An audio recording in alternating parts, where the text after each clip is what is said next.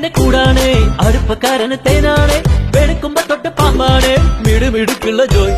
പണിക്ക് ചെന്നതിൻ പിറ്റേന്ന് ഉടക്ക് വേലകൾ കാട്ടിയിട്ട് കണക്ക് തെറ്റിയ റോക്കറ്റായി തിരിച്ചു പോരണ ജോയ് ഇവനെന്തിന് പോന്നോനാ പല നമ്പരുമുള്ളോനാ പണി എന്തിന് പോയാലും എടി കൊണ്ടുവരുന്നോനാ